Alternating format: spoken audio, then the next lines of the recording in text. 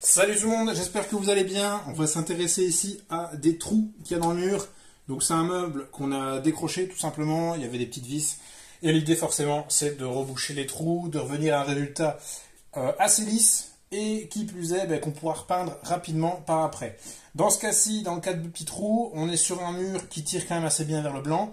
Du coup, comme le produit reboucheur que je vais vous présenter, il est blanc, ça ne se verra pas nécessairement. Voilà, du moins, il faudra vraiment prêter un œil attentif pour le voir. Du coup, je vous mets tous les liens en description pour retrouver ce produit au meilleur prix, donc dans l'espace commentaire ou dans la description de la vidéo. Ce produit, ça ressemble à ça. En général, c'est comme un gros pot de dentifrice. Je suis en train de le malaxer parce que c'est la première étape justement de préparation du produit. C'est de malaxer la bouteille un petit peu pour bien mélanger, bien chauffer un petit peu le produit aussi, pour le rendre bien malléable et faire en sorte qu'il vienne bien rentrer dans le trou.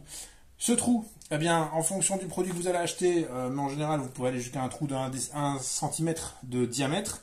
Voilà, mais ici vraiment c'est pour du petit trou. Sinon il faut vraiment prendre du plâtre.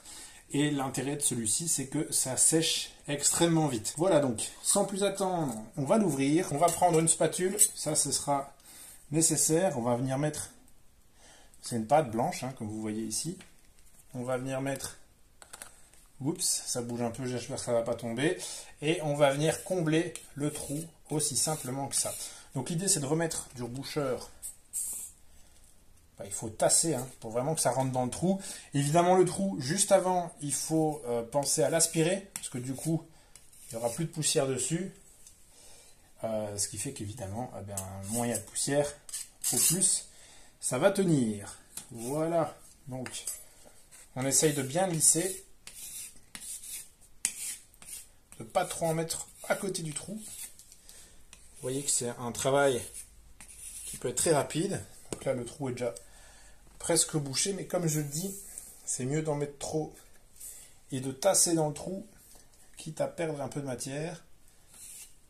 Alors, si vous voyez qu'en passant votre spatule, il faut déjà essayer de le faire dans plusieurs sens. Ici, c'est nickel.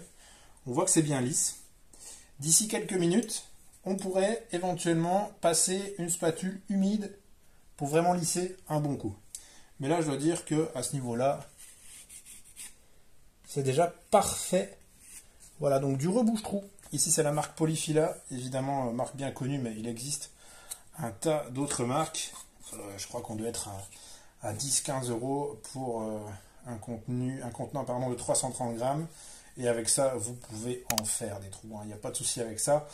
Voilà, il faut attendre que ça sèche simplement. Et puis on peut repeindre éventuellement. Dans mon cas, ce sera pas repeint, puisqu'en séchant, ça devrait coller plus ou moins à la couleur de la peinture. Et ce n'était pas le but de faire des gros travaux dans notre cas. Voilà, tous les liens sont en description dans l'espace commentaire. Et je vous dis à bientôt pour d'autres vidéos. Salut!